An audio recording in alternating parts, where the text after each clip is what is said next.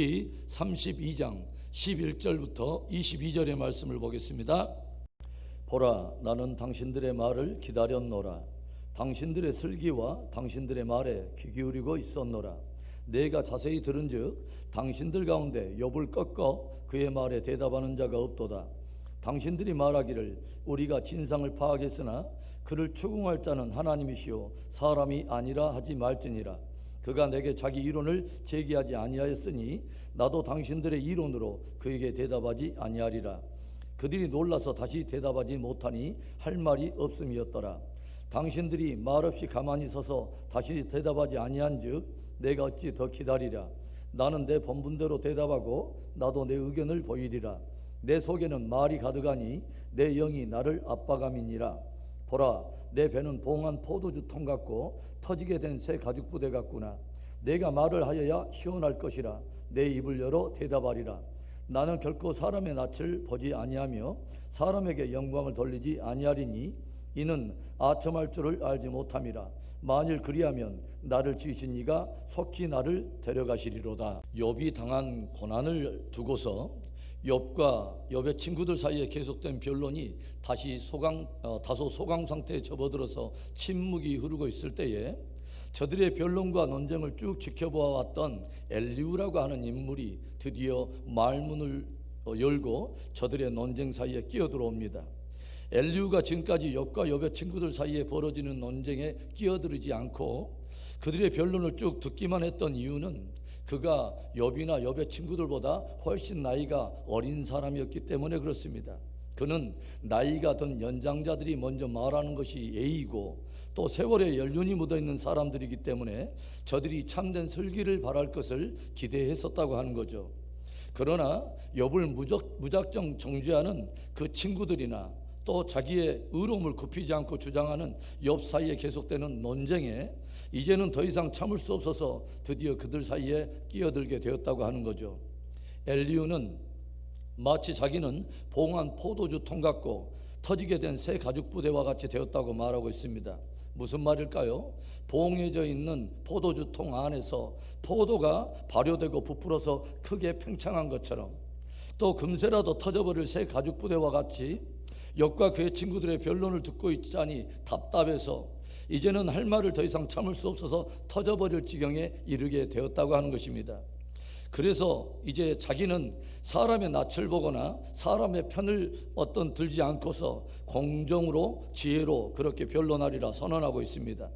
21절과 22절의 말씀을 보겠습니다. 나는 결코 사람의 낯을 보지 아니하며 사람에게 영광을 돌리지 아니하리니 이는 아첨할 줄 알지 못함이라. 만일 그리하면 나를 지으신 이가 속히 나를 데려가시리로다. 자기는 사람의 어떠함 때문에 편견에 치우치거나 또는 사람에게 영광을 돌리기 위해서 아첨하는 말은 하지 않겠다는 것입니다. 그리고 만일에 자기가 행여라도 그렇게 편견에 치우치거나 사람에게 영광을 받으려고 아첨하는 그런 변론을 한다면 하나님이 나를 속히 데려가도 좋다는 것입니다. 정말 배포 있고 야심찬 태도인 것처럼 보입니다. 그러나 우리는 오늘 엘리후가 펼치는 그의 말을 통해서 참으로 지혜를 말하려고 하는 사람들이 경계해야 될 것, 진짜 참 지혜를 말하려고 하는 사람들이 기억해야 될 중요한 교훈 몇 가지를 우리는 생각하게 됩니다. 지혜를 말하려고 하는 사람이 경계해야 될 것, 기억해야 될 교훈이 무엇일까요? 첫째로는 누군가를 굴복시키기 위한 변론을 피하라는 것입니다. 누군가의 굴복을 위한 변론을 피하라. 11절의 말씀을 보겠습니다. 보라, 나는 당신들의 말을 기다렸노라. 당신들의 설기와 당신들의 말에 귀 기울이고 있었노라. 나는 젊은 사람으로서 그래도 지혜 있다 하는 당신들의 입에서 나오는 말들을 들으려고 지금까지 침묵하고 당신들에게 귀를 기울여 왔다고 하는 것입니다. 그래도 세월의 연륜 속에서 흘러나오는 슬기로운 말을 들으려고 나는 지금까지 잠잠히 있었다고 하는 거예요. 그러나 크게 실망했다는 거죠. 그러면서 이어지는 엘리후의 말이 무엇입니까? 12절에 보시면 내가 자세히 들은즉 당신들 가운데 욥을 꺾어 그의 말에 대답하는 자가 없도다. 자세히 당신들의 논쟁과 변론한 것을 내가 들어왔는데 욥의 친구들인 당신들 가운데는 욥을 꺾을 자가 없으며 그의 말에 대답할 자가 하나도 없는 것을 보고서 너무 실망이 된다는 것입니다. 지금 엘리후는 욥의 친구들을 향해서 책망하듯이 질책하고 있는 것이죠. 당신들은 무분별하게 욥을 정죄하더니 계속해서 굽히지 않고 의로움을 주장하는 욥 앞에서 이제는 기가 꺾여서 고작 하는 말이 이제 사람이 너를 추궁할 일은 없다, 하나님만이 너를 추궁하리라 하면서 모든 핑계와 책임을 하나님 앞에 돌리고 이제는 입을 다물게 되었다고 하는 것입니다. 우리가 오늘 엘리후에게서 발견하게 되는 것이 뭐예요? 엘리후는 욥과 욥의 친구들의 변론을 들으면서 미리 자기가 기대했던 하나의 결과가 있었다고 하는 거죠. 무엇입니까? 욥의 친구들이 슬기롭게 변론을 펼쳐서 욥을 꺾어 더 이상 반론을 펼치지 못하도록 그를 굴복시키기를 기대하고 있었다고 하는 것입니다.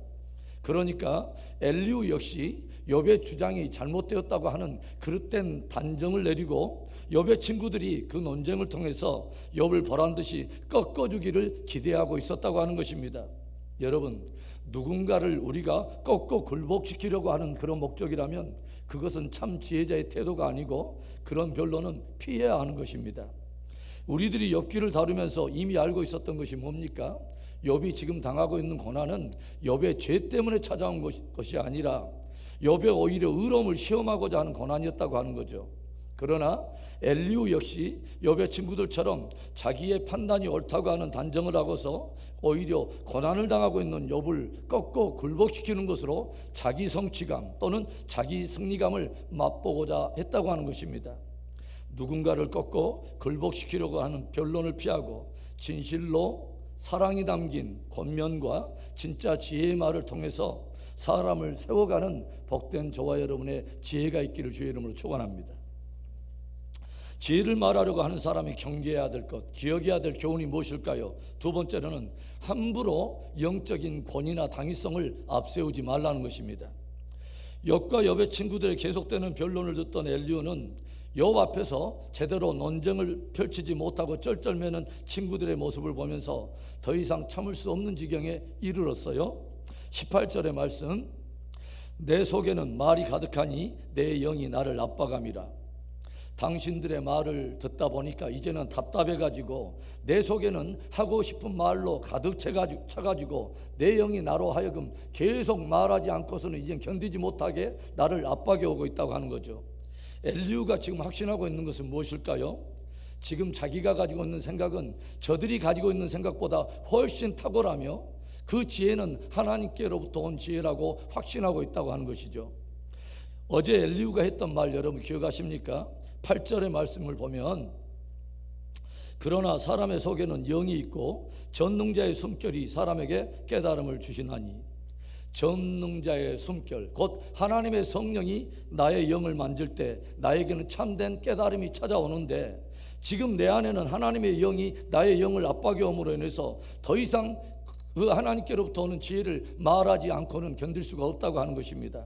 그러니까 자기의 생각과 말은 하나님께로부터 온 지혜라고 굳게 확신하고 있다고 하는 거죠. 그리고 엘리후가 하는 말이 뭐예요? 자기는 이제는 사람의 낯을 보거나 사람의 영광을 구하지는 않겠다는 것입니다. 무슨 말일까요?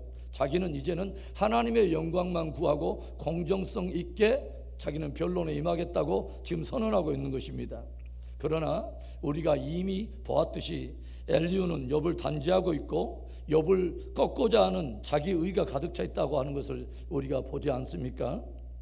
우리가 지혜의 말을 하고자 할 때에 자칫 우리는 우리가 내는 나의 진술이나 나의 의견에 함부로 영적인 권위나 당위성을 스스로 부여해서 자기의 의를 세우려고 하는 유혹을 피해야 합니다.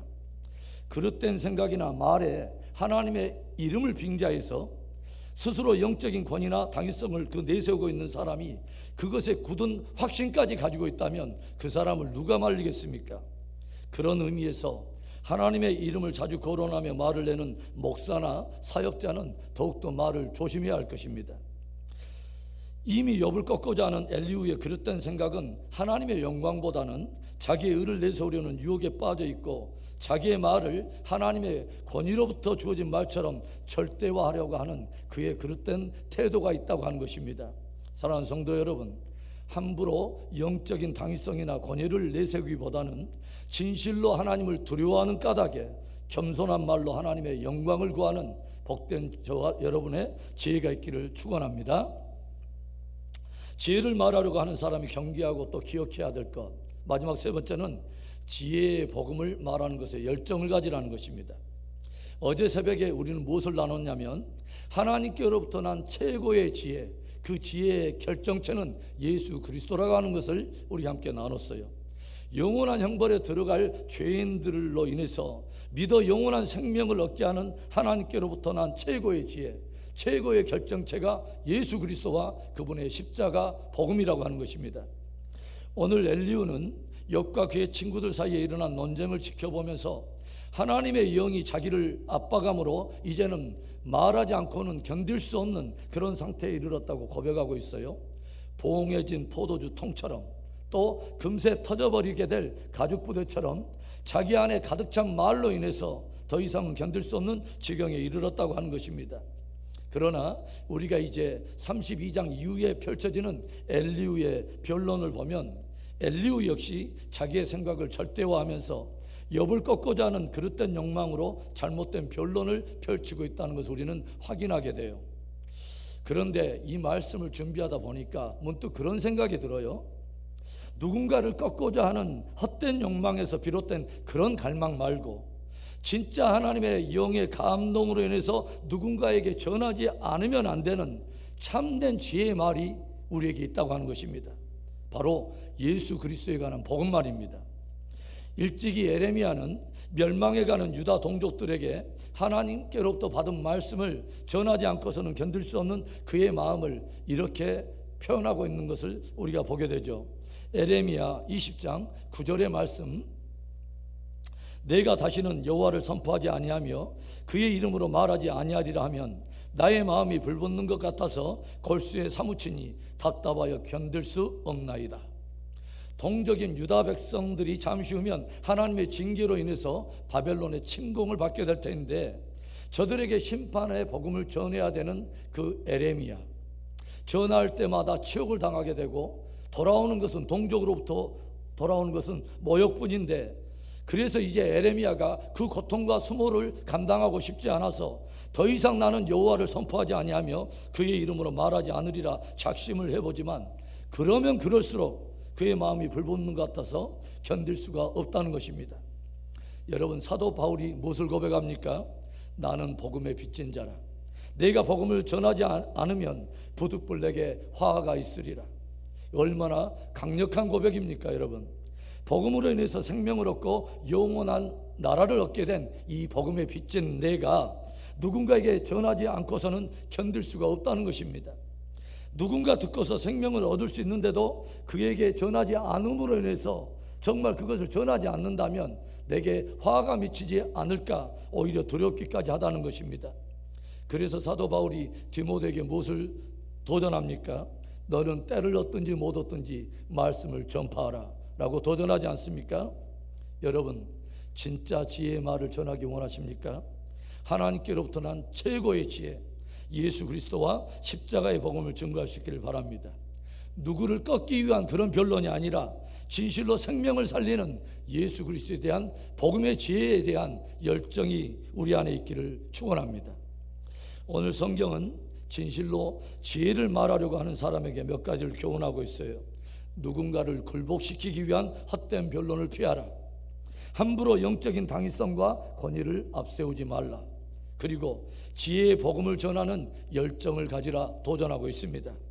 복된 지혜의 말로 사람을 살리고 세우는 진짜 지혜자가 되기를 주의 이름으로 축원합니다.